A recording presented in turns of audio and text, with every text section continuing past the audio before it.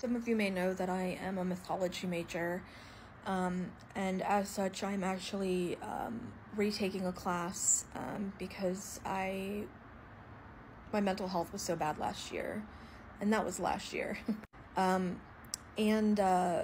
It's an archetypal psychology focused paper, and I was originally going to seek out some sort of myth or folklore from Palestine and deep dive it.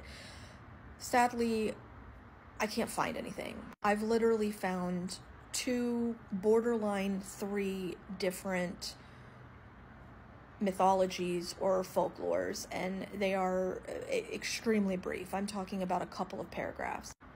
And of course, you know, in the larger Arab world, in the larger Islamic world, you know, there's plenty of mythology and folklore, but specific to Palestine, it's a desert, and I don't know if y'all know of any that you could comment or share, or if you know any creators that are talking about it, please point me in their direction. But needless to say, like, I don't have enough material to just simply do a deep dive, like an archetypal, depth psychological, Jungian deep dive, however decolonial I can make that, of a Palestinian folktale or mythology. So what I'm doing instead is writing some sort of commentary on the political mythology of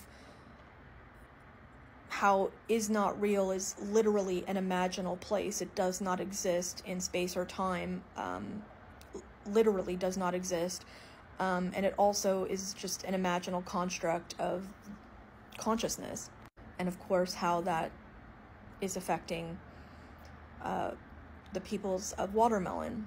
And as we're watching Jennifer Oside's literal exploits play out, we are also simultaneously watching the erasure of that culture, with the literal destruction of religious sites, of their what is it? Their the building that houses their records. I'm barely hanging on, kids. But however little mythology, you know, in the traditional kind of Joseph Campbell sense, like a hero's journey exists, which again, I can barely find any, is going to be less so, and whatever we do have is going to become less accessible because it will probably get relegated back to oracular tradition. Not that that's a bad thing in and of itself, but the context in which that's happening is obviously horrendous. It's abhorrent. And my heart is breaking, and like the fact that how can I write about that from a decolonial standpoint? It's just like, I can't really, and yeah, I don't know what I'm trying to say. I'm deeply saddened at the lack of mythology that I've been able to find from Palestine. Fairy tales, folk tales, anything, any type of hero's journey. I've found 2 things: a small folk tale, and you know, the mythology around St. George, which I'm actually going to make a video about because it's quite interesting and I had no idea. But yeah, if y'all have any resources or can point me in the direction of folks who might, I would appreciate it. Even beyond this paper, it's something I would like to read about. But yeah, don't stop being the voice of the peoples of Watermelon, because